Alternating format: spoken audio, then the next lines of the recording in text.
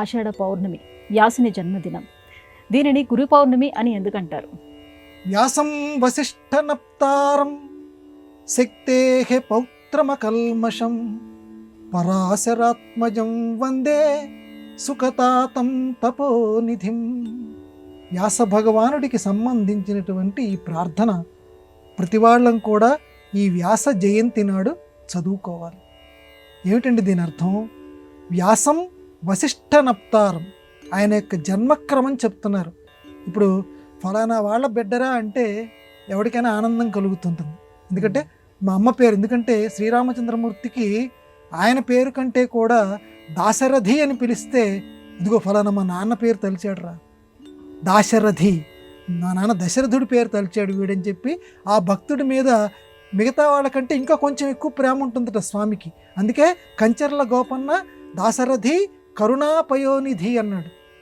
రామ అనకుండా దాశరథి దశరథుని బిడ్డ అన్నాడు. వాళ్ళ నాన్నగారి పేరు తలుచుకుంటే ఆయనకు ఆనందం.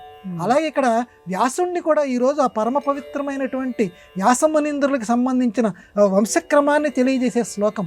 వ్యాసం వసిష్ఠనప్తారం, వశిష్ఠుని యొక్క ముని మనవట్ట. వశిష్ఠుడంటే శ్రీరాముడి యొక్క గురువు కాదమ్మ, ఈయన వేరే వశిష్ఠుడు. వశిష్ఠనప్తారం శక్తేహ పౌత్రం, శక్తి యొక్క మనవడు. పరాశర ఆత్మజం, పరాశరుని యొక్క కుమారుడు. సుఖ తాతం, సుకుని యొక్క నాన్న. మన తెలుగులో తాత అంటే నాన్నకి నాన్నని తాత అంటాం, సంస్కృతంలో తాత అంటే నాన్న అని అర్థం, అంతే. కాబట్టి సుఖతాత అంటే సుకుడి యొక్క నాన్న అయినటువంటి వ్యాస భగవానుడికి పరాశరాత్మజం సుఖతాతం, ఆ మహానుభావుణ్ణి ఈరోజు నేను తలుచుకుంటున్నాను అని వ్యాస భగవానుణ్ణి మనం అందరం కూడా తలుచుకొని ఆయన యొక్క కన్నుకి మనం నోచుకోవాలి. ఏంటండి వ్యాసుడి గొప్పతనం? ఎందుకు ఆయన పేరు మీదుగా మనం ఈ పుట్టినరోజు నిర్వహించుకుంటున్నామనంటే, వ్యాసుడు అంటే విభజించినవాడు. ఏమి విభజించినవాడు? వేదాలని విభజించినవాడు. అందుకు ఆయనకి నమస్కారం. వేదాలను విభజించట అంటే అప్పటిదాకా కూడా ఋగ్వేదము, యజుర్వేదము, సామవేదము, అథర్వణ వేదము ఇవన్నీ కూడా ఒక దారపు ఉండలాగా ఉండేవిట. అంటే అక్కడ ఒక దారం ఇక్కడో దారం పెట్టి ఒక చిక్కుముడిలాగా అన్నీ కలిసిపోయి ఉండేవి. ఆ కలిసిపోయి ఉన్నటువంటి ఆ వేదాలని విడగొట్టేట ఈయన. ఎంత తెలివితేటలు ఉండాలమ్మా! అందులోనూ ఒక రచయిత రాసినవి కాదు వేదాలు, దేవుడి యొక్క మాటలు. ఆ వేదాలని ఈ లోకానికి అనుగ్రహించటం కోసం, వరే బాబు దీన్ని ఋగ్వేదం అంటారు, దీన్ని యజుర్వేదం అంటారు, దీన్ని సామవేదం అంటారు, దీన్ని అథర్వణ వేదం అంటారని చెప్పి ఆ దారపు ముళ్ళు గనక ఎలా కలిసిపోయి ఉన్న దాన్ని, ఆ చిక్కుముడిని మొత్తం విప్పదీసేసి అలా విడగొట్టాడు. కాబట్టి ఆయన్ని వేద వ్యాసుడు అంటారు. అందుకే అంత గొప్ప కార్యక్రమం చేశాడు. కాబట్టే గురువుల్లోకెల్లా గొప్ప గురువు అయినటువంటి ఆ వ్యాసుడిని మనం ఈరోజు తలుచుకుంటున్నాం. అదొక్కటేనా? వ్యాసుడు నారాయణుడి యొక్క అవతారం.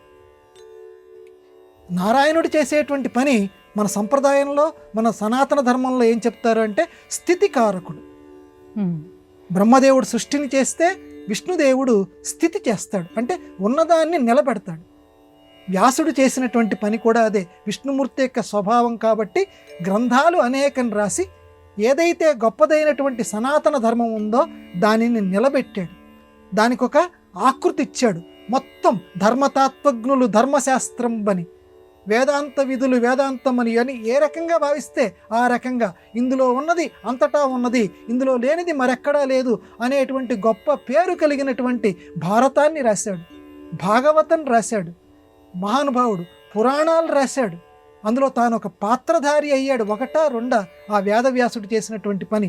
అందుకే ఆ మహానుభావుణ్ణి, ఆ వేదవ్యాసుడిని ఏమనంటారంటే మూడవ కన్ను లేని శివుడు. శివుడికి మూడవ కన్ను ఉంది, మూడవ కన్ను లేని.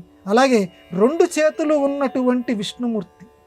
మామూలుగా విష్ణుమూర్తికి చతుర్భుజుడు అంటారు.